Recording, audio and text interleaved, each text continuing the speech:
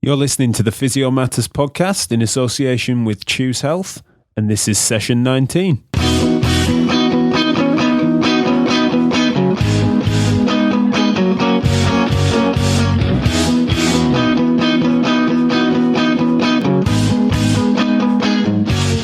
Welcome back to the Physio Matters Podcast with me, Jack Chew. Huge thanks as ever to those promoting our last broadcast with Ian Griffiths, which broke all our records for social media interaction. So thanks, of course, again to Ian and to the episode sponsor, Firefly Orthoses. Last month, I had the pleasure of attending a course by two of the most opinionated men in the game, Greg Lehman and Adam Meekins. We actually recorded this interview in Adam's office, which is, unsurprisingly, a treasure chest of dry needling recipe books and Reiki crystals. So many thanks to Greg and Adam for hosting the chat and for, of course, the course. Session 19's interview is with running specialists Matt Phillips and Tom Goom, both from sunny Brighton, and we chat about a few key features of managing runners. I'm on record declaring that podcasts should be around the hour duration, but once again, we've too much to cut down, so I'll shut up soon. An extra little bit of content will be out on our YouTube channel discussing interprofessional turf wars with Tom and Matt, so definitely keep an eye out for that. But first, I hope you enjoy the interview. Hi gents, would you like to introduce yourself? Okay, so my name is Matt Phillips, Twitter handle Sport Injury Matt, for those of you who follow me on Twitter. And I'm a sports therapist, strength and conditioning coach down in Brighton, looking not just after runners, but predominantly runners. I'm Tom Goom. I'm also a runner, similar to Matt, and a physio. And I have my website, Running Physio, which has got me the moniker, The Running Physio. Brilliant. So first I'd like to just talk a little bit about your typical working weeks. So starting with you, Tom, what is it you get up to clinically? See an awful lot of runners and sports people in general in clinic, but it's not just solely that. We also see pretty much everything really, same as other physios. I try and do as much sort of practical stuff, so I try and get trackside as often as I can, do a bit of work with Lewis Athletic. But I've also divided my week up, so I've got set hours each week for doing a bit of research, a bit of web work, and just trying to squeeze all the different things in, really. And that's all in private practice, is it, at the moment? All in private practice in the Physio Rooms Clinic in Brighton. Brilliant, lovely. And you, Matt? Yeah, similar to Tom, probably maybe a little bit more time spent in clinic, seeing runners come in and, like I say, non-runners. But also I'm a running coach, so I'm looking after runners remotely with plans, getting involved with going out with some coaching and training with them. Sometimes making it up to the track as well. I work with James Dunn sometimes, who people have probably heard of. We do some track work at Withdean Stadium. So yeah, a little bit of everything. So not just injured stuff, some performance work with asymptomatic athletes? Yeah, definitely the trend in my career has been to try and not just wait for the runners to come through the door when they are injured. I try and get the message out there that come and see me before that, so we can look at some preventative work. You know, I think we've got far much, and Tom may well agree with this later on, but we've got many more tools we can use to try and reduce the risk of injury and help you before you come in, you know, limping and trying to get us to fix you somehow. Okay, brilliant. And I suppose that ties us into, tell me about your typical non-working week then, because you both mentioned that you're both runners and that comes with the trend. I think that's important from both of you professionally as well. So what does that involve? What's your mileage both now and historically? Well, mine's a bit on the low side at the minute because of Woody making an arrival. Usually I try and run once or twice a week if I'm not competing, and then between 3 and 5 times a week if I am competing. I think it's quite useful if you are a physio and you're treating runners or really any sport, to try and be involved in the sport, because it teaches you a lot more about it. I think really for me, doing the marathon taught me more about running than any paper you can read or anything else like that. But away from running and physio stuff, I'm a bit of an old man. I like my wine and my whiskey and my real ale, and like a bit of a box set. So I do have time when I'm not a physio, because I think people think I'm just buried in papers all the time. Yeah, but you do. I mean, it's worth mentioning. You briefly mentioned your blog and stuff. That's not particularly old manish, fairly contemporary with the old social media and your famous blog. Yeah, I try and stay up to date with that kind of thing, and yeah, I think that side of things good. But yeah, it can't be a bit of pipe and slippers at the end of the day. That sounds fair enough, and a newborn as well. Both of you new dads. So tell me, Matt, what's yours compare? What's your non-working week? Well, obviously I'm about 30 years older than Tom, so my days of competing are pretty much non-existent now. I'm still very much out running, but normally with other runners and matching that's why I need to look after kind of recreational runners so I can keep up with them these days. But no, still try, definitely, I think it's very important not only to go out running, but now and again, like I've recently had a little bit of a calf issue where I went out to a park run after 3 hours of sleep, after changing a nappy and not warming up, and hey, surprise, surprise, I injured myself. But that's actually been quite a good couple of weeks because I've actually had to put myself through my own rehab. So I've been checking out how realistic some of the expectations I have of other runners is if I'm telling them to do this and that and foam roll and blah, blah, blah. So I think it's useful sometimes to actually injure yourself in the sport that you're preaching as well.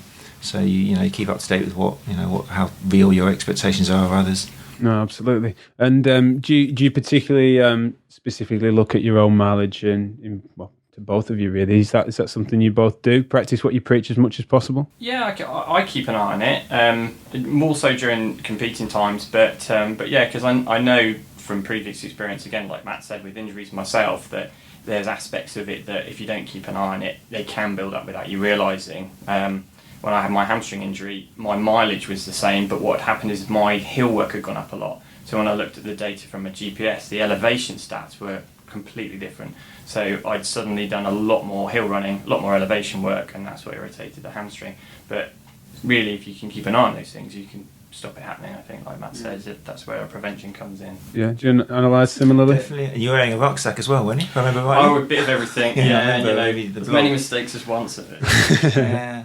No, definitely. Yeah. I mean, especially as I'm getting older, and I've always been very much on top, coming from not purely a running background, but I used to be very much at home in the gym and strength training, and I think sometimes that's been an advantage to me in helping runners because I've always been very out with a notebook, writing down what you did next week or last week, comparing to what you can do now, and I think that's what I try and get a lot of runners to do, to get as kind of methodical as a weight trainer does, or whether it's just for vanity or actual strength gains like they do in the gym. That's what runners need to do themselves, not only for their level of running and how often they're going out, but also for their strength training, to see the development. And because if they're not forcing their body enough to make an adaptation, then they're not going to get stronger. And I think a lot of them don't keep enough notes on what they're doing during the week. Brilliant, lovely. I'm sure we'll come to that sort of monitoring thing later on in the chat. But despite being from different professions and from different clinical backgrounds, having chatted to you both off the microphone and also having read and looked at a lot of your work on the internet that you both share kindly,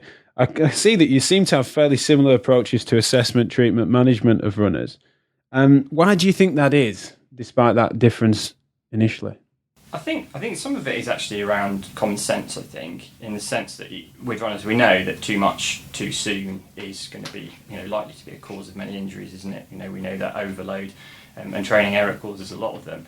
So I think both of us have looked into that and have looked at how we might prevent that from happening by looking at training characteristics and stuff as well. But I also think from reading some of Matt's work, like Matt knows his pain science and knows the bigger picture as well. I think we both share quite similar views because we come from sort of similar directions, I guess, from that.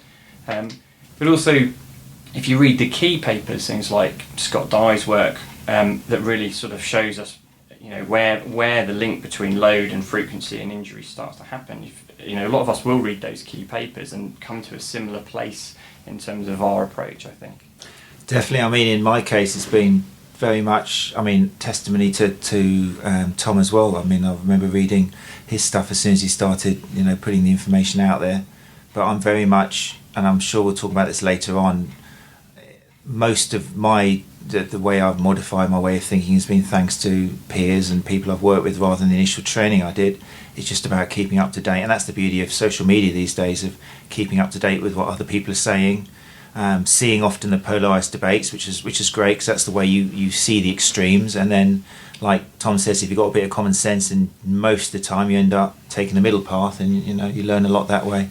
I think that it's modest of both of you when you're saying using the term common sense, because if it was that common, we'd all be out of work, wouldn't we? So sometimes we feel like we're professing that, but you're clearly both well read and have a passion for these things. So what is it that drew you towards running more particularly? Yeah, so originally I wasn't a runner. Originally, it was for martial arts, and I used running as a way to keep fit for martial arts. And then eventually I kind of tired of either hitting other people or getting hit myself, and just moved into the running as sort of less injuries in theory anyway. And then because I was running more myself, and obviously I started hanging out with more runners and mixing with runners, and then found that I had more ways I could help them, especially coming from a strength and conditioning background, because a lot of runners, that's where predominantly I'd come from. I was always, doing a lot of weight work to try and keep my weight up so I could fight at higher weights. And suddenly I surrounded myself with these little skinny runners, no offence, Tom, but little skinny runners who were struggling with injuries. And I was like, well, are you doing any strength training? And, how do you expect to be able to meet the demands of hopping from one leg to the other kind of 1,600 times a mile if you're not doing any strength training and with heavy weights? So that's where the common sense thing felt like it came into you, is it just made sense, yeah. right? Okay. Yeah. I came into it, as I said, from running my first marathon a few years ago and discovering there wasn't much out there on managing running injuries. But my background's actually chronic pain. So prior to this, I used to run a chronic pain service, as a functional restoration program in Brighton. And what I found, what really interested me with the runners, is a lot of the key principles are actually really similar. So they definitely needed some education, some understanding that they weren't actually damaging their bodies, that they were just perhaps working a bit too hard. They needed pacing, which is a key thing we do in chronic pain, isn't it? Helping them to see that the right level of activity is really helpful for them, and if they overdo it, things are going to get a bit sensitive and sore. And really trying that overlap between some of those key ideas from chronic pain and into running, I found really interesting. And then I was kind of wondering, well, we talk about things like a graded return, we talk about pacing. What does that mean? Like, to a runner, how do we actually put some figures on that? How do we actually quantify that a bit? Because my graded return to running may be very different from a runner's perception of return to running. So that's where I, got my geek on a bit and buried my head in the research and looked to see if there's evidence out there to give us a bit of guidance. And I've, again, found that quite fascinating, because that advice then, the more I read, the more I was able to say, well, actually, look, if you do a bit of this and a bit of this and you modify this a bit, we can keep you running, we can keep you doing what you love, but we can bring it down to a level that you can cope with. And that evidence interpretation is something that, when scrutinised and when reflected on, lands you in similar places. Would you agree with that, Matt? Is that why I was saying before with my original question, why there might be such similarities, is because that's where the evidence takes you? It does seem that way, but I don't know, you never know, because obviously you tend to mix and talk with people who are saying things you like. I don't know how guilty we all are of cherry picking, but I found so many people who I kind of like what they're saying, and they're all kind of saying the same sort of thing, so it kind of makes sense. And I put in my own personal experience, I see if I start using their principles with people I'm working with and they're getting successes, and I see where there's not successes, and that's being explained as well by the evidence I'm reading, that the idea that you must never expect everything to work, and so it all kind of fits into place. But I think what Tom was saying about the similarities, taking from a chronic pain science and things like that and putting it in with runners, I think that's one of the fascinating things about runners, because runners do stand out as these creatures who think that they can run every day of the week, every week of the year, and get away with it without the needs for kind of seasons or preparing themselves like any other sport. And the other thing is, running is really, people, if people go out and run, before long, they've been done it for a month, they've done the first 5k, and they'll call themselves a runner, and they'll go, what do you do? I'm a runner. You don't really get many people who play five-a-side once a week going, I'm a footballer, or I'm a rugby player. So there's an awful lot of the psychosocial kind of side behind running, and when someone becomes injured, I think that's when we see some of the similar kind of pain modifications, and kind of the culture of that person really is almost like mourning the fact that they can't go out and run anymore.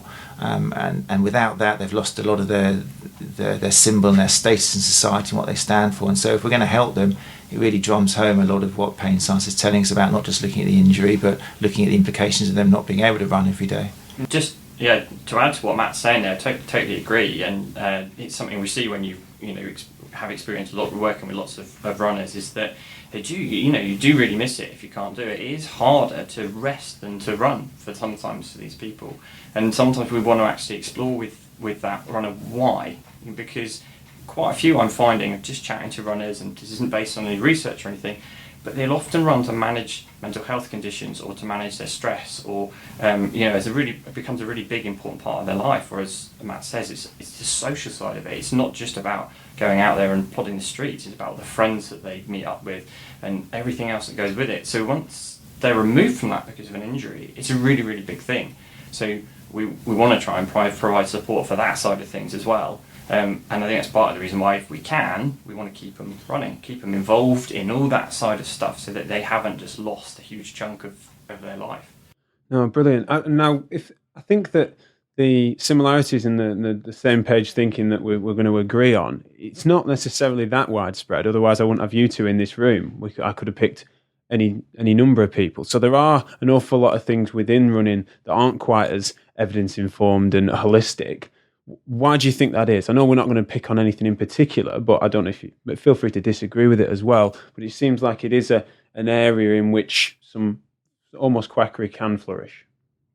I think it's a really tricky one, because you often have a big disparity between commonly held ideas in running and what the evidence says. And a good example of that is stretching. We've stretched for years, and then suddenly a load of papers come out that say that it might actually have some negative effects. And it's difficult sometimes to bridge that gap, going back to some of those coaches and athletes that have stretched for years and years and saying, well, our research says that this might not be that useful. And they might think, well, I find it useful. I find it helps me. And then it's a difficult balance then to say, well, do our studies in maybe more of a lab-based environment, very sort of sterile and scientific, do they tell us enough about this individual person for us to be able to say, well, I don't know, you should stop stretching because the studies say you should stop stretching? It's a bit blunt. I think so. I think that's where there's these gaps, and nearly all the kind of adjunctive treatments that sit around running, things like your taping, I know you discussed before, your foam rollering, your static stretching, your yoga, everything, all the things that sort of sit around it. Historically, they don't have a great evidence base, but anecdotally, runners find them really helpful. And I think that, again, it's that gap between the research and what the runners are telling us. And I think it's difficult sometimes for us to know where to sit with that. Do we say, well, we've read the research, so we know best? Or do we say, well, you've been running 20 years, you know your body, you know best? I think it's a difficult one. For sure. And I think we'll probably come to unpicking as to top tips for how to get past that maybe, or work with that. What do you reckon to it, Matt? I think the advantage we've got is, depending on your sources, we can still say that between 30% and some sources will say up to like 70-80% of runners are injured every year. So using those sort of stats, you can always say to somebody, well, look, something's going wrong. And the fact we've got a business and the runners are coming in and they're repeatedly getting the same sort of mistakes and errors, and means something's got to change. So when my bias is against stretching, and I recognise that. And I'm probably far too militant on it, but I truly believe that if runners put as much effort into strength work as they did into stretching, and therapists as well, if therapists learned ways of giving runners strength training instead of just, I've got a new stretch for you, or try and stretch this, then we could turn things around quite heavily. And anecdotally, I don't know if I mentioned this before, but the other day I was reading a very well-known international running magazine. And it was very BBC of you, Matt. Not wanting to name drop. Go on. It's not the one. It's not Running Fitness that I write for. Obviously, it was a different one. I just dropped in, but and it was. I had to look at it twice because it was like strength exercise of the week. I thought, oh, excellent! I've got a strength exercise of the week. That's nice. Don't normally see that. And then I looked. It was the seated hamstring stretch. I thought, it's just been a misprint, editor problem. And it was a strength exercise of the week. Was sit down, touch your toes, see how these strength gains help your running stride and reduce injury. And I almost spat my tea out on purpose over the article because, what made me think when you asked this question originally was, okay, so Tom, myself, and a lot of other therapists, because it's not just us two, maybe not enough, but we're maybe putting out this message when people come to see us. But the power that the media's got, the magazines and the online DVDs and the videos, they need something to sell every week and something to market, and it's far easier marketing these kind of myths. And I think that's the main struggle. And slowly, if we manage to change the media, and through the help of Tom writing for magazines and his blog, and I think especially the magazines and online, trying to rival a little bit the big branded magazines to get the message out, that's a real powerful tool. And podcasts like this, if they reach out to the general public as well, then. For sure, yeah, and that's something that we need to probably look at is how we disseminate this information to clinicians, and then they take it to patients. How can we take it and start making some more public-centered podcasts? I suppose it's about trying to perhaps help people see what is the stuff that's really most likely to help them.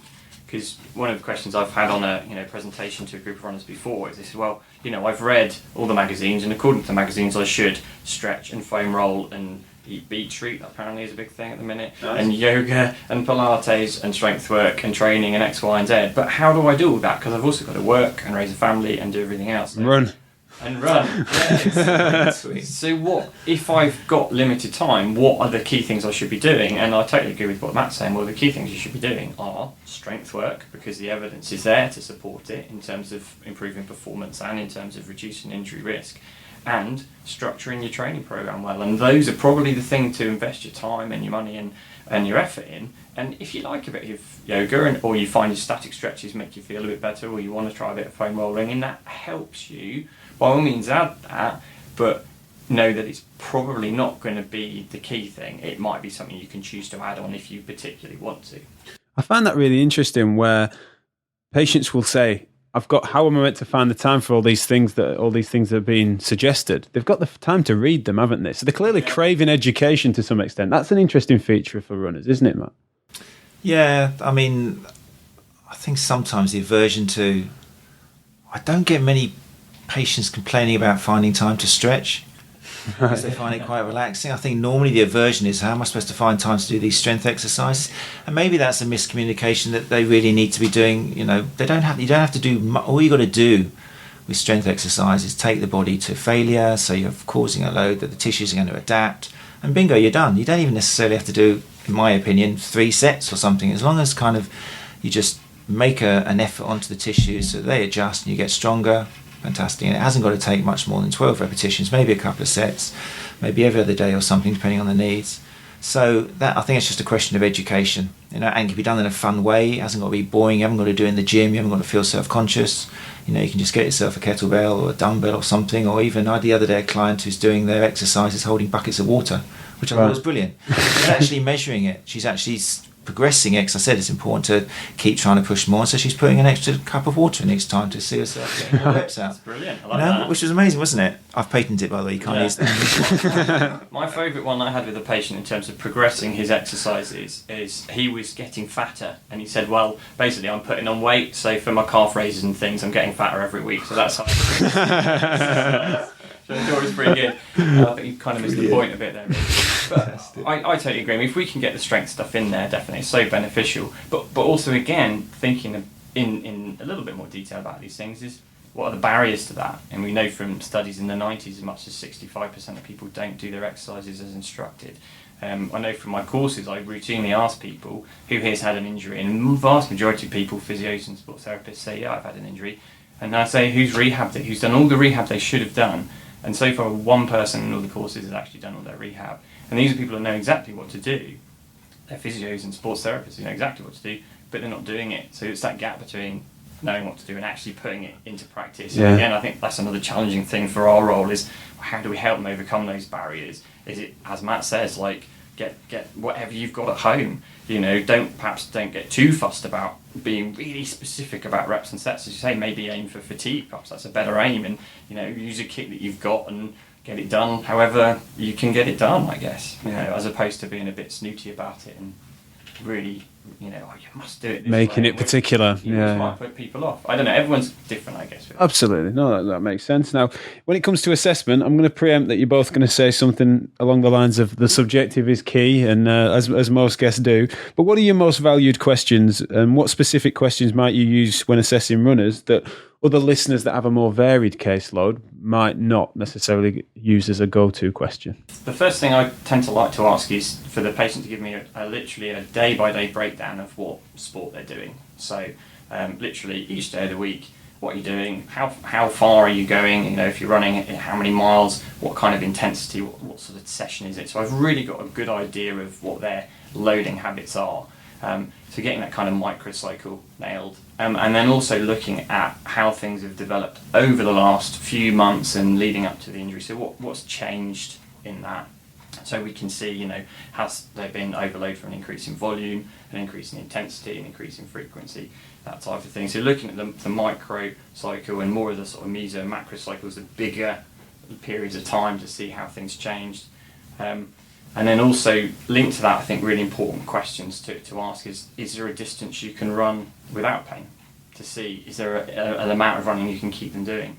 And if they are getting pain, what level is it at? Is it a little niggle?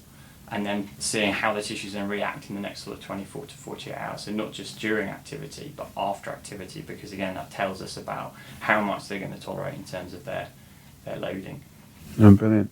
Anything to add on that then, Matt? I'd just like to say ditto. Yeah. It's and the interesting thing is, straight away, and this is what I think needs to be taught more maybe on courses, ones that I've seen anyway, is we haven't even mentioned yet looking for an injury. We haven't even mentioned yet lying someone down and seeing their range of movement or that sort of stuff. We're just getting an idea of what they've been doing, and not only listening to their load, but also listening to the language they use when they talk about it. Because as we know in this room, and maybe the message isn't out there, that it's not just the information they're giving, it's the words they use, the metaphors. So you're getting an idea of kind of the psychosocial side of things, and I think this is something which, I don't know, as far as I know, still isn't being taught enough during the assessment. Most traditional assessments on courses, at least in sports therapy, are still straight, right? Are your hips level, are your shoulders level? There's a quick listen to the patient or the client or the runner about what they've been doing, but inside you're looking at them and thinking, oh, look how he's sitting, look at his pelvis, look at the inward rotation, and you're already trying to look at potential biomechanical reasons for this injury. And if your brain's going like that, you're not listening to them, you're not listening to the load they're doing, you're not listening to the obvious, you're trying to look for some structuralist reason for this injury, which they might not even have. It could just be pain related and might not even have an injury. You've mentioned a lot of listening there. Is there any particular questions that you'd use to elicit those opinions? One of my favourite questions, which I always enjoy saying, which means I must quite enjoy it, is what do you think you've done to yourself? And that gives me a chance then to sit back, and it answers all those questions, because they'll come back and the words they use and everything gives me an idea of how worried they are, gives me an idea of any preconceived conceptions, which is going to potentially make any rehab I give them, any recovery, a little bit more, any barriers that are put up. And 9 times out of 10, I get some really good replies from that question. It really helps, especially if they've seen other therapists who maybe aren't singing from the same hymn book as me and Tom. And it really helps to give an idea of, right, what am I going to do with this person as opposed to what am I going to do with this injury. Okay, yeah, nice. Yeah. And then you see that as a priority? Oh, huge. Yeah, massive. And Tom, nodding along there? Yeah, I totally agree. Yeah, I think Matt's hit the nail on the head there, really. Listening to the exact words they use to describe an injury can be really good, and getting their perception of what's causing the problem. And we know from a bit of evidence as well, things like Claire Ardern's work, that psychosocial factors will actually, significantly prevent return to sport. And most of the work's been done around ACL reconstruction, but if we can foster a positive attitude towards return to sport and remove the fear, then there's much more likely they'll go back to it. And part of that is exactly as Matt says, looking for those words, those key words like, I'm wearing my knees down, I'm damaging my joints, and challenging some of those and helping them see that actually that's not the case. Because I think that's just as important as anything we might do biomechanically. Brilliant. And seeing that education has been fundamental to showing that returning to the same level of running is inevitable rather than potential. Yeah. And that's great stuff. Now, onto your objective stuff, although, of course, it'll depend on your subjective findings. What would you say your go-to assessment strategies are? I know you both like the treadmill assessments, for example. Yeah, I think, again, this kind of links in with the way that we conduct our subjective assessment as well, because if you go straight into the typical lie down on the couch, look at range of movement, and we know now that how someone reacts when they're in a static environment in terms of range of movement, it's not, research has shown quite clearly that it's not necessarily going to reflect what they do when they're doing their task. And we know this with some research. Is it Shake, the Thomas test one? I mean, that's a commonly quoted one where you can lie someone down. It looks like they've got limited hip extension flexibility or something, and yet when you see them running, the hips are falling forwards, and if anything, they've got no limitation at all. So I think the important thing is there is value in what you see when they're on the couch, especially if they're in a lot of pain. But as soon as you can, you've got to see them performing as close to possible the task which is causing them that pain and that problem. So ultimately for us, it means if a runner comes in with running pain or injury, we need to see them running. or at least we need to get them standing up on one leg and doing assessments that involve some form of balance need, so we can really stimulate that sensory feedback which is related to the pain which has been caused when they're running. Yeah, get the feet on the ground at the very least. Exactly, yeah. Brilliant. How about you then, Tom? Yeah, I agree. I think all these things are all different little pieces of the puzzle, really. I think it's important to try and look at what I often call the big three, so strength, flexibility and movement control, and what you choose to look at in each of those categories will be quite different depending on the person in front of you, what kind of injury they've had, and the things that we've talked about in subjective history. So perhaps we would look at things like single leg stand, single leg squat or single knee dip. I find them quite useful just to give you a rough idea of basic movement control. As Matt says, they may not translate over into running technique, but they will tell you a bit about control around the hip and the knee. They'll tell you a bit about range of movement at the ankle. Simple tests like that give you quite a lot of useful information. In terms of my strength tests, I use a variety of different ones. So I do use isometrics, but I find them of limited usefulness for the bigger muscle groups, because I find often you won't pick up a weakness there. If you're trying to get, in a runner, you're probably not going to find a quads or hamstring weakness very often with isometrics. So I would then look at other things like work capacity tests. So I might get them doing repeated single leg bridges to fatigue, repeated calf raises to fatigue, repeated squats to fatigue, to see if we can find a difference left and right that links to their symptoms. And I might even take that up a level and do things like 10 rep max testing. So I like things like single leg press, a bit of work from Lee Harrington's group suggesting we should be aiming for 1.5 times, maybe even 2 times body weight as a 10 rep max for your single leg press. So it gives you some markers that you can work towards and some indication about how this runner might manage load. And also gives us direction for our strength and conditioning, because if we're pinpointing areas where there is a bit of a weakness, then we can target that, and it can be more effective than a kind of carpet bombing approach of just trying a bit of everything. Absolutely. Now, if I may, off the back of those things, shall we go to then the treadmill? I know that both of you are happy to and do assess on the treadmill. Now, what does that typically entail for you guys? Is it a proper goldfish bowl where every angle is scrutinised, or is it a bit broader than that? I think again it varies from individuals and the environment that you've got available to you. I do treadmill assessment, but I do also quite like getting down the track if that's where they do a lot of their work, getting them outside if possible. So like any assessment, we vary it, don't we, to the individual. Personally, I try to be quite systematic because it's quite easy to get focused in on one area. Historically, we see things like the shoe shot gait assessments where they just look at your feet, that type of thing. So I try and look from the front, from the back and from the side.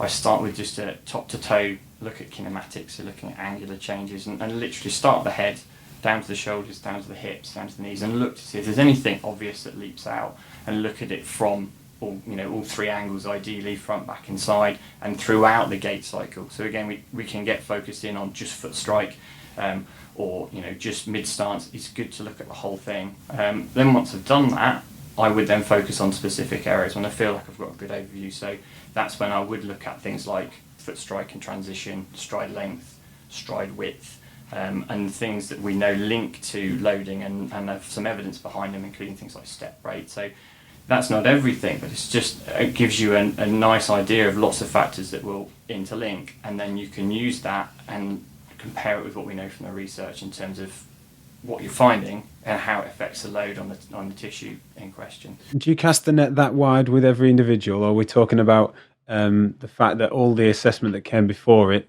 makes it a more particular assessment?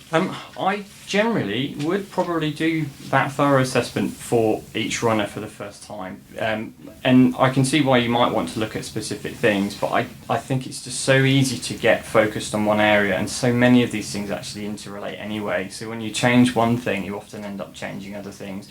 So I found when I was first doing gait assessment, if I got too focused on one thing because I thought it was related to their pain, I didn't see something happening higher up the chain, which actually might be more relevant. So to give you an example, we know from some of the studies that stride width, a narrow stride width, tends to result in more adduction of the hip, more internal rotation, and then more rear foot eversion. So what sometimes people might say, more pronation. So if you just look at those feet and say, oh, well, this person's, pronating, even though we probably don't think that's a problem, that's a whole different subject, but if you just look at those feet, you don't look at the fact that it may well be coming from stride width, it may well be coming from hips and X, Y, and Z. So that's my personal take on it. Yeah. No, definitely, without a doubt, expertly said. And even I'll go one level higher, because even before I put them on the treadmill to look at them globally, I want to again kind of know if they've got any preconceived ideas of how they should be running. So one of the important questions I make sure I include before they get on the treadmill is if they're trying to, because a lot of people these days have read something online, and it's useful to know before they get on whether they are consciously trying to, whatever their version of standing upright is, or landing on a particular part of the foot, or if they're trying to, a famous one is people trying to get their heels to kind of touch their backsides when they're running, because otherwise you can put someone on there and think, oh, I'm looking at this person running, and you're not. You're looking at this sort of almost a charade of them showing you what they think you want to see. So if you look at that, and then you're trying to evaluate, right, how could this be? It's difficult enough linking someone's running form with some form of pain anyway, but if you're looking at something they've read out of an international selling running magazine that they think they should be doing, then first things first is, sometimes people say, no, nothing at all, I just do what comes naturally, and that's almost like a breath of fresh air. But if they do say, oh no, I have actually been told by one of my boot camp instructors that I should be trying to run more on the front of my toes or something, and that's not a dig against boot camp instructors, it just came to mind. But knowing if there's any preconceived ways of running is important. And then, like Tom says, looking globally, because often, for an example, a lot of lower leg, this is backed by research as well, a lot of lower leg issues do stem proximally from what's happening around the hips and that. So often I find that a solution to helping somebody who is suffering from lower leg issues with Achilles or calves or something is addressing what's happening at the pelvis. And you know what, you might not be you might just choose anything that's helping at the pelvis and changing it slightly. You might not actually have picked up on some biomechanical deficiency or anything. It might just be changing the way the body's moving, getting some variety in there, and the knock-on effect is always going to be huge. And a lot of the time that knock-on effect is going to have a positive influence on what's happening down below. Global picture. And then you get into things like, once you've found something, then you get into the whole gate retraining and trying to find a way that this person is going to, that subtle combination of getting them to think what they're doing whilst they're running but not for too long, and then backing that up with maybe some specific strength training, because again, research is very much a grey area about whether one alone can help or whether either help. So I think that's always the interesting part, is it's mixing the running cues and the strength training they do to try and support it in a symptom modification manner. Exactly, yeah. Okay, and I know it's an awkward question really regarding cause and effect, but you're assessing a symptomatic runner, and you're seeing sometimes overt changes. How are you sort of gauging whether they're running like that because it hurts, or they're running like that and it's contributing to said pain? I think it depends when you choose to do that assessment. If you do an assessment when they're still in pain, then and it's painful as they run, then I agree, it probably is going to have quite an influence on how they run. So I think there's a right time probably to look at their running gait, and usually I would try and get them to a stage where they can do pain-free running for the length of the assessment. But even then, you're totally right, perhaps there is some adaptation because of the pain, it's changed the way they run. And it's difficult to reason through what's come first, I think, and I don't think the research has an answer for that yet. But what we are starting to get some evidence for in some of the research is that if you change it, you can get some good results. So things like the work by Neuron and their team, Rich Willie and his team, looking at changing the way people with patellofemoral pain run, for example, and then seeing that they actually get really quite promising results in terms of reduction of pain. So it's trying to put all those pieces together, I think. Seeing, okay, you have pain in this area, your current running style perhaps puts a little bit more load on it than it's coping with. We want to see if we can change that a little bit to reduce the load, see what happens with your symptoms, and then go from there as part of a big overall management program. As Matt says, it's not ever in isolation, and not all the time. I don't feel we should be saying to people, right, this is how you run now. Yeah. Always. Yeah. It's variability. It's creating options and giving them a chance to change, and that can be really useful. And giving them the freedom to run. Giving them permission to run differently and variably. Okay. What do you reckon then, Matt? Cause and effect? Good point. I very rarely. I'll always make sure I don't put too much I don't read too much out of a gait analysis if someone's running and they're in pain. My first priority would be to take them through a rehab ladder where they can jump multiplanar hops and stuff successfully without too much of the symptoms, and then get them onto a stage where they are, when running becomes rehab, if you like. And that will be a certain distance up the ladder, and that's when you can start working on potentially how changes to their running form. And I think it's important as well, may or may not help the issue. There's only a very few different ways which we can tweak running form. In fact, there's nothing really we can do where we can definitely say that's gonna take this pain away or even help you become a better runner. There's only a few things which you can play around, like Tom's mentioned with stride width, that's been linked in. Cadence is another big thing which I use a lot with runners in trying to reduce overstriding. And a lot of the times the knock-on effects of these happen to help the symptom that the person's come in with. So you don't buy the minutiae particulars then? No, not really at all. And sometimes I worry that if runners came in and compared notes, they'd go, "Oh my God, Matt's giving me exactly the same thing. What's going on here?" But, you know what? When you look at the bigger picture, like Tom says, if you are, 9 times out of 10, you're going to have to look at their load, and it's going to stem down to something too soon or too much of an increase or frequency, intensity, whatever. Maybe then there's going to be a lot of recreational runners. They'll come in with a certain running form which you could potentially improve by increasing cadence, reducing overstriding, maybe trying to get rid of a cross over gait if they're going long distance.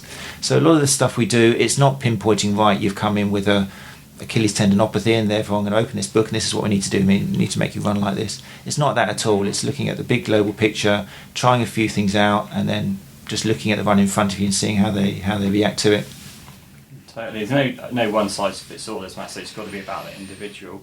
And one little point just to clarify with the assessing them if they have pain. I'm not saying that you can't do the assessment if there's some pain there present, because sometimes you may choose to do that to see if your cues actually change their pain, so it can be useful, but I think it's about finding the right kind of level.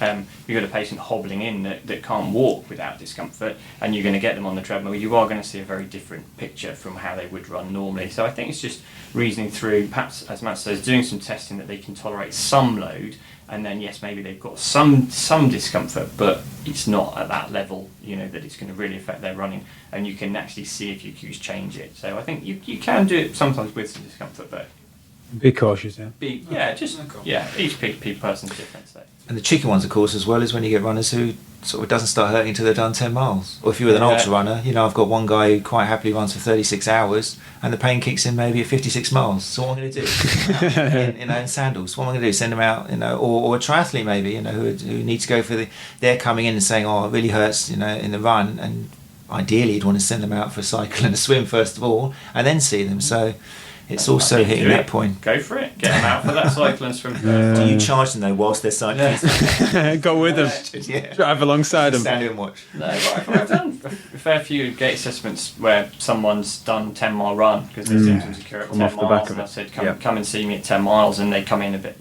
hot and sweaty, and you get them on the treadmill. And I think, as we said, like any assessment, you can vary it. You're getting an idea of them under fatigue. Absolutely. So it might be that you do an analysis with them fresh, and then you get them out doing 10 miles, and you see what changes. Does that then link into their symptoms, and how can we correct? Well, correct may not be the best word, but how can we change that to help them? When we think about clinical practicalities, how long's your typical gait analysis as part of your assessment? Would you say how long do you have them on the treadmill for? The whole session I usually book out 45 minutes for mine. Because I find it takes that time to do a full gait assessment. In terms of how long they spend running will depend a bit on things like severity and irritability if they've got symptoms, and also what you find sometimes you look at them and you think, do you know what, there's really nothing to change here. It looks good, the pattern doesn't seem to be putting excessive load on things, and we don't want to change this for the sake of it. And in those guys we might not do much. I might explore it a bit, look at them over a range of different speeds on different surfaces just to see if we can find anything that links in, but sometimes it might be relatively short, 15-20 minutes of running, and other times you're there and you're thinking, I've only got 2 minutes left and there's still more I want to look at, because you've then got to go on to your cueing and looking at how to change it and reviewing how it looks like after you've made those changes. So I think 45 minutes is your minimum really for a decent one. Okay, and do you have an average? Minimum 45. Normally I book out 90 because also I want to give time for once I mean, it's such a powerful tool as well, with allowing the runner to see themselves running. So once you've done the assessment and you've talked about a few things and you've let them sit back and maybe raise some questions themselves and spot things, then you've got that precious window of opportunity. I can say that Meekins isn't around. Well, we're in his office, but yeah, let's hope he hasn't heard that. But I think that's a fair use of window of opportunity. There's a load of rock tape and Pilates posters. There's needles everywhere. I know, we'll take some photos. Yeah. But anyway, I like to make sure that even once the gait analysis is the actual practical side of it is over, then I want to act on it as soon as possible, so that it's fresh in the runner's mind about what we're going to change, why we're doing it, if it leads on to some particular exercises or drills. So when I first started out, I thought every single one that comes to this room, I want to get on a treadmill, and I only really had kind of 5 or 10 minutes or something, and I don't do that anymore. If someone really wants, if I feel that the runner's form is important, when I have a look at it and I make sure they understand we're going to need longer than 10 minutes, we're going to book you out for a specific session to look at your gait. So it's come up quite a bit, quite rightly so, about load management in terms of scheduling. So is there anything else you'd like to add into why that's become such an important part of managing running injuries? I think like I touched on before, the fact that runners, for some reason along the way, believe that they can run every day, sign up for as many races as possible. I think this the problem is that because it is, like Tom's mentioned, such a social thing. Once you're the runner, you've got the gear, you've got the shoes, you belong to the UK Run Chat and all that sort of stuff, which is great. It's massive support. Psychologically, it can often, as Tom mentioned, take you out of very dark places and give you meaning to life, and it's fantastic. These are all the positive sides of running, but then it's very easy to slip down that rabbit hole of overdoing it and overloading. And we know, research has shown, I can't remember the name of the author, but the one that came up, I think it was more of a study on impact, that in the majority, 50% of running related injuries, overtraining was behind it, or poor planning. And this is something which, as therapists, I think we can have the most success with working with runners, and where the boundaries sometimes, one of the things I talk and I enjoy is where the boundary of therapist stops and running coach starts. I think it's all got very blurred. And unless you work with a running coach, if they've got a running coach, you need to work with them. If you are a running coach yourself, then fantastic, because you're going to have knowledge in that field. But if you're really going to help a runner who's suffering from pain and injury, you need to help them plan not only their week, which normally most runners are experts at. Most runners have picked up on the idea they need to do some form of interval training, some hill training, and a long Sunday run. Fantastic.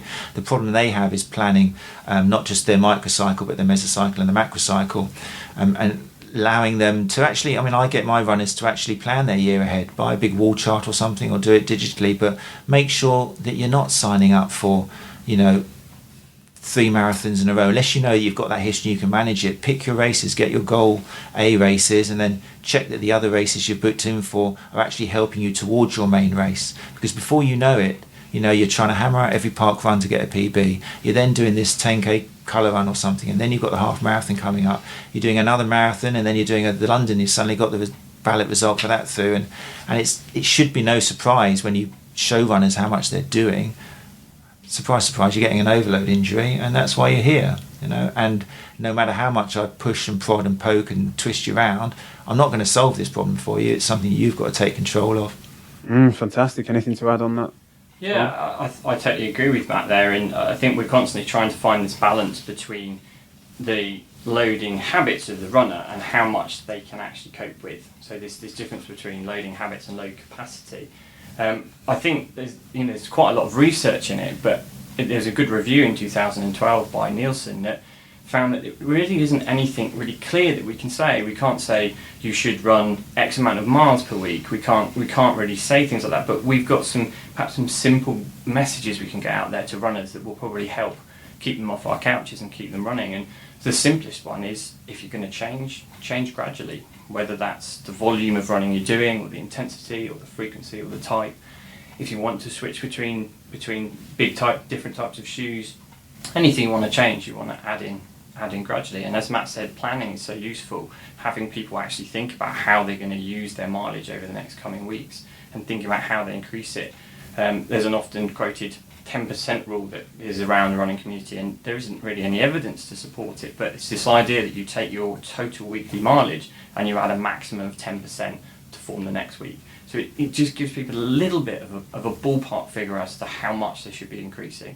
and it has its limitations. It's limited at the top end. If you're running 100 miles a week, you should perhaps adding a 10 miler with an extra 10 miles not be difficult, but it's also limited at the bottom end. If you're only running 2 or 3 miles a week, it's going to take you forever to reach any distance. But it gives us something that we can give people to try.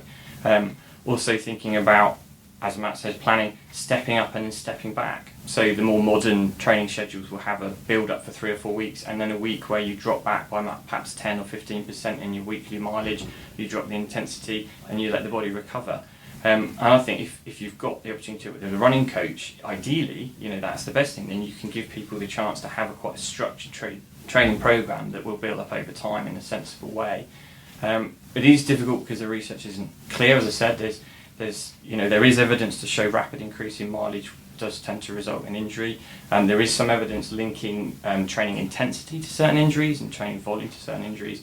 So I think we also end up borrowing a little bit from the performance literature. So if Stephen Seiler's work, did a really good paper in 2010 looking at the split between low and high intensity work for endurance athletes. So they recommend for performance benefits you should be doing around 80% at low intensity and 20% at high intensity.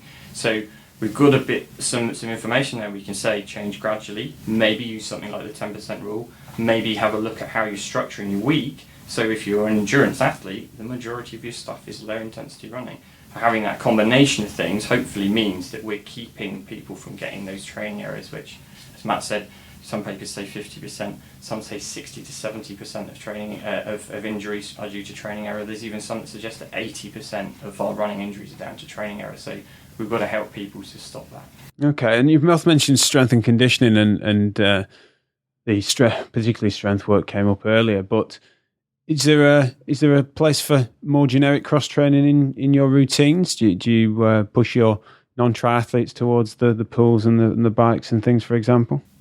Yeah, definitely, without a doubt. And again, I'm not sure about the research, but it just makes perfect sense that if we're going to reduce, for example, impact, which is the main reason I think behind overload with regards to running-related injuries, you want to keep your fitness up, you want to keep things ticking over. There's no reason you can't do that through swimming or cycling and just reduce the impact load.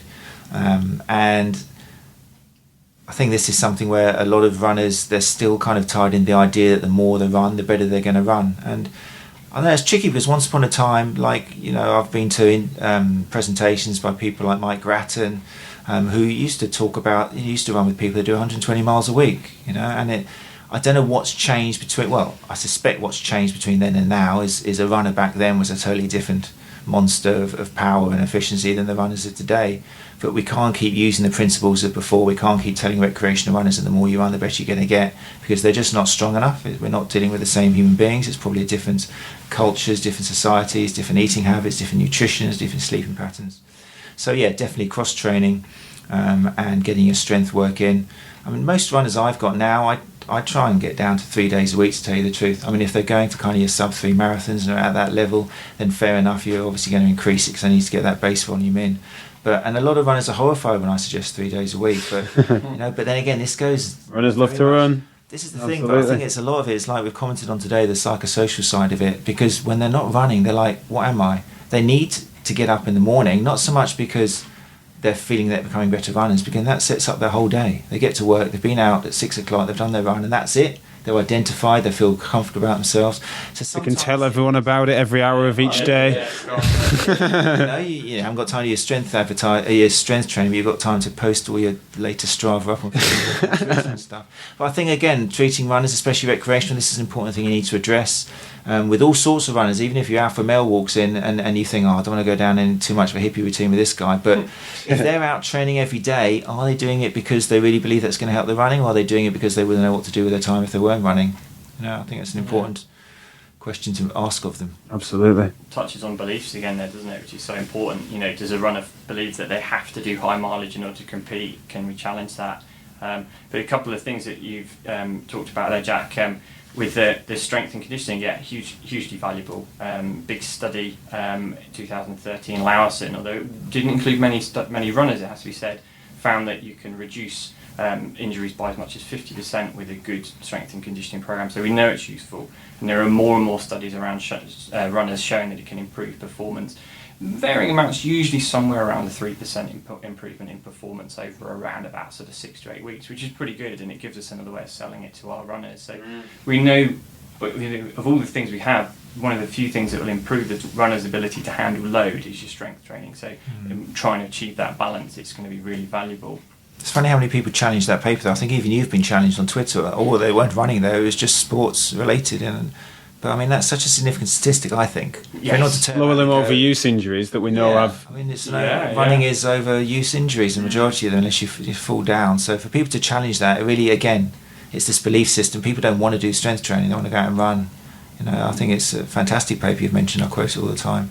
It's helping people to see that all those other things we've mentioned, foam rollering, stretching, yoga, Pilates, they all maybe have a role, but they are not going to change your ability to handle the load involved with running. Really, the majority of evidence suggests that lifting fairly heavy is likely to be doing that. Just another practical point on the cross training. I try to mirror cross training with what the person's trying to do in their running if possible. So if you want someone to perhaps do a bit of bike work, for example, and what they would have been doing on their run would be a short interval session, then do a short interval session on the bike. If they wanted to go out and do an endurance run, do an endurance ride.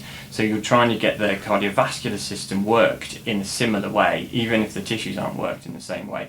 You're trying to do similar length of time, similar intensity, so they get similar benefits from it. Justify that neurologically, you could argue as well, is that's part of their cycle. It would be less change when you do phase that back in. That sounds great. Psychologically too, they don't feel they've lost out so much. Sure. But the only downside is, if you were to stick me on a bike for 90 minutes, I would be in all sorts of pain. I'm the same. You have to be careful, and you have to think about how you're going to do that. Do you give them a mixture of stuff that you do that 90-minute run, but cross-train with a bit of bike, bit of row, a bit of actual cross-train, a bit of swimming, whatever, but so you're not ending up swapping a running injury for a cycling one.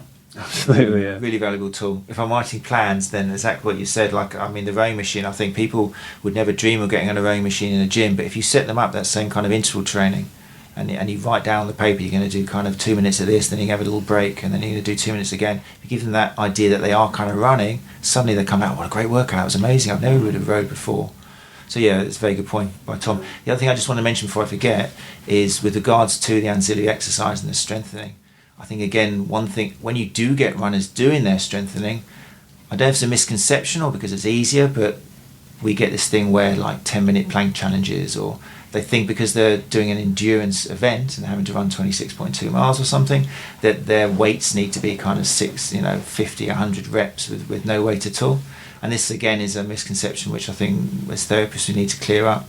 And like Tom mentioned, that you're running 26.2, but the load and the force it takes to hop from one foot to the other 1,500 to 2,000 times a mile, to get that strength you're going to have to do heavy reps. And this is where we proposed kind of the 10 reps, or even the other day I can't remember, it was a study that I tweeted out showing that even it was some gains, it was amongst, I think it was elite runners, but it was showing the benefits of 3 rep max, which I thought was a bit strong. I wouldn't give that to a recreational runner because I'd worry them hurt themselves, but it just showed the developments they made from I think it was a 6 or something week program of doing 3 rep max basic lifts, and the effect on their running performance was huge.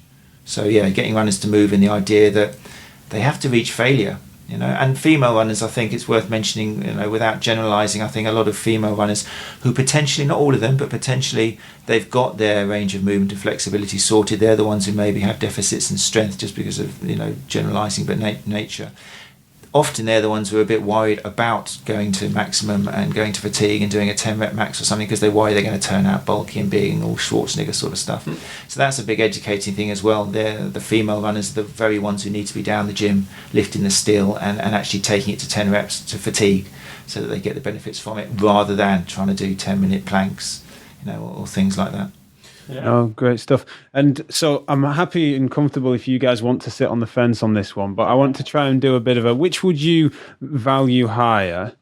The overall training load stuff that we've talked about in terms of capacity, and then more specific biomechanical principles of, say, internal moments at the knee, for example. So obviously I agree it's going to be a bit of both, but which do you see as being the priority when it comes to running overuse injuries? I think probably it varies quite a lot between individuals. So for some people, you might actually find they come in and they see you and they haven't really changed their load profile. They haven't really changed their training a great deal, and yet things have started to hurt. And you wonder, well, we haven't really got much evidence of training error here. We haven't really got that. So perhaps there is something more biomechanically that is different or that has changed. And for other runners, and I'd say this is probably the majority of the runners, it is more that they have changed something in their training. So I think most people, it probably is how much you run, how hard you run, how frequently you run, more than exactly how you run, or whether you're a little bit tight somewhere or a little bit stiff somewhere. We're going to see a huge amount of variety in that side of things. So I think probably for most people, it is the overall training, the things that you're doing, rather than the individual characteristics. But one little point with that is, in theory, if you have always run in that way, if you've loaded those tissues in that way, they should be able to adapt to them. So when that's part of the reason why I think we see a lot of variety out there, because people can adapt to their running style. It's probably a style they've had for many, many years. They can adapt to it as long as there isn't a rapid change. And I think that's probably where the problems often come in. So I'm leaning that side of the fence just about, I would say. Okay. And Matt? I'm a bit mildly disappointed. I thought you were going to... Well, after your sort of altercation discussion with Greg on Twitter about the biomechanical side of things, I thought you would have been plumping up for that a bit more. Well, I agree with you. I think I try and, as much as possible, understand everything I can understand about each side of it. And I think with that particular discussion with Greg, we were looking at a specific factor as a risk factor in patellofemoral pain, and I think that particular one was hip adduction. There is a reasonable amount of evidence that seems to link excessive hip adduction during running with patellofemoral pain, and that if you change that, if you improve it, like in the studies by Neuron and Willie, you do seem to get improvement in symptoms. So I think there are, as I said, individual variations, and we can certainly justify our biomechanical changes, but I do also think there's a lot to be said for saying, well, would we perhaps with this runner maybe lean towards more of the changing the training error side of things? And I tend to do both. I would tend to say, okay, you've come into me with patellofemoral pain, I can see you've got excessive hip adduction, but I can also see that you increased your mileage by 50% a week. So I can see there's both sides of it. So let's get in there and adjust your running down to a comfortable level and talk to you about how you go forward and not progress so quickly. But let's also see perhaps if we can improve your running kinematics a little bit and your running kinetics a little bit with some strength work. So then you think you're covering all bases really. Okay. I just realised I just sounded a bit like you then. I was actually a bit confrontational and challenging Tom. I didn't mean to do that. I'll put you on the spot. Well, I'm out of a job. I don't know why I still stayed in the room, but... Physio Matters Podcast. No, but that's brilliant. And that's... Tell her hammer down. But no, that's just a classic example of Tom Goom running physio being one of the best balanced physiotherapists out there that I know. And if I'm not available in Brighton, then I'd very much recommend him. But no, it's really refreshing to hear, because there is the biomechanical side of things which we can look down. But I totally agree that in the majority of cases, especially the recreational runners, which I don't know about Tom, but probably 90% of mine are recreational runners. It is, if you look deeply at their training load and stuff, there's so much you can do before you start getting bogged down with, oh, look how this is rotating, look how this is turning. And also the other point that I make is, as soon as we're kind of avoiding this idea of making the runner feel that they've got something wrong with them. So there's always this danger of, as soon as you start pointing out, making runner do a single leg squat, and if you start saying, oh, look how your knees twisting in there, what do you mean? Now, two things are going to happen. Either they're going to start catastrophizing about it and maybe increase or delay the recovery and increase the pain they're feeling or something, or secondly, they're just going to hand themselves even more over to you because they believe that you'll be... Oh, we've just been... Oh, no. We've been radio bombed by Greg Lehman. Yeah? Live. I don't know about live. I don't know if you'll make the cut, but we were just bad-mouthing you, actually. So people like Greg Lehman just sit on the fence, like we were saying, never saying what they feel. That's true. That's the right way to be sometimes. How's things going in there without us, Greg? It's slowed down. I bet. Well, you're not there now. What are they doing? I just put the slides up and let them read it. There's like a ball that goes over the words, and you just follow along and read it. It just passes to the next person. Yeah, all your protocols and stuff, yeah? Oh, the protocols, yeah, because now it's just the fascial release part. Good. Nice one. Foam rolling later. But we'll be back in to carry your course later, and we won't be long now, mate. We've been radio bombed by Greg Lehman. So if you do draw too much attention, even if you're just assessing, I think it's important to keep it yourself, because you could either get them catastrophizing about something they haven't even noticed before, and also there's this danger that they're going to think, oh wow, I'm broken, now you can fix me. And it might be a great way for having them come in for every week for the next 8 weeks or something to try and sort out that rotation. But the evidence does suggest that it's not a good way. As soon as they see you as the operator, then that can very much delay recovery. Yeah. We've got to have the right communication, exactly, I think, and if you can try and be positive and just talk about fine tuning and tweaks, I say, rather than overhauls or flaws. Overhauls, and sometimes I show them videos of me running, and they see that I'm not great. And when they've stopped laughing, and then they go, "Can you really run on those legs? They're so skinny." But yeah, so you help them to see that nobody runs like the textbook, and their running is a variation of normal, but give them some options. I think I personally don't tend to go down the route of saying you must run in this new style that I've suggested all the time. I think it's about saying, well, we know variety is good, variability is a good thing to have, so let's give you options. If you're feeling a bit tired or a bit tight or a bit painful, maybe you try, for example, increasing your step rate, see if it affects that knee pain, see if it makes you feel a bit more comfortable, but not saying you're going to run like this all the time, and not, as you rightly saying, that leading to catastrophization, with really dark and gloomy words. I mean, I've heard people being told, oh, you shouldn't run, and I really don't agree with that. I think we want to be encouraging and just fine-tuning, and not, as Matt says, promoting people to become fearful and worried. Absolutely. When there's not that overt training error, or which, as we're saying, sometimes that there is some overload that can be teased out of people's stories, and we're looking down the more particulars. There is an argument that it's those particulars or more particulars that start to justify our professional role and start to make it a more of a specialised gambit. So when it comes to the fact that we've identified that change is often the biggest screening thing that we look for, and I think you guys are agreeing on that, then is it not fair to say that some of those intervention studies that are showing biomechanical change, could it just be the change itself rather than the force parameters that could be making those differences, both in tissue physiology, but also the neurology that drives their symptoms? Yeah, totally. We don't necessarily know exactly how most of our things work. The mechanism of action for virtually everything we do can be debated. We also don't have, with those studies yet, any long-term studies. So we don't know if that change has any negative consequences further down the line. But I think we've always got to be mindful of the effects that change have, both positive and negative. And there is a little bit of evidence to show that if we make large changes to people's running styles, it makes them less efficient. It reduces their running economy. So we might be happy we've altered their loading, but we may have made them slower, at least in the short term. So we have to be really mindful of the pros and cons of what we're doing. How it works, if it works. We tell them to change things slowly. We can't be hypocrites, can we? So no, it makes a lot of sense. But that's where, again, if you can take from the research, because there are ways of making small changes, like your step rate. The research has found that as little as a 5% increase in step rate can reduce load at the hip and the knee. So we're looking at a small change, not used permanently throughout their running. And so we aren't looking at maybe saying, oh, you need to go forefoot, which is a really big change. If you're a heel striker, to go to the forefoot, it's going to change your loading completely, affect your calf and your foot and all sorts of things and lead to problems. We're making little changes. But again, the more we know about it, the more we understand it. And we need to see running as well as a very fluid, changeable thing.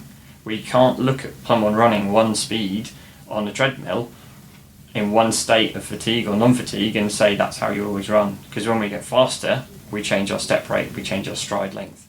When we're fatigued, things change. On different surfaces things change. When we're angry, when we have different music in, it can vary, can't it? So we can't really sort of sit there in a position to say, well, you should run like this all the time, because it's such a changeable feat. So we've just got to try and help make that change useful for the patient if we can.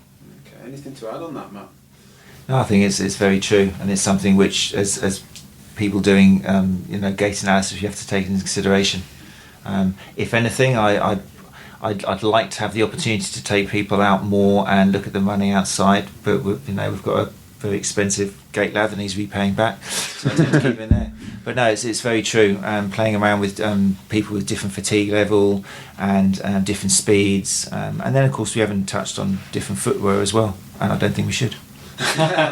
One thing on the gait stuff that like again, it's another avenue that perhaps we haven't studied as much, but is the effect of the environment on how we run. I was treating a runner the other week who had iliotibial band symptoms, and he'd gone and done an ultramarathon, and he said the majority of it was on really narrow trails, and those of us that do trail running know that you get squidged into almost like tractor tyre imprints that make you run pretty much one foot in front of the other.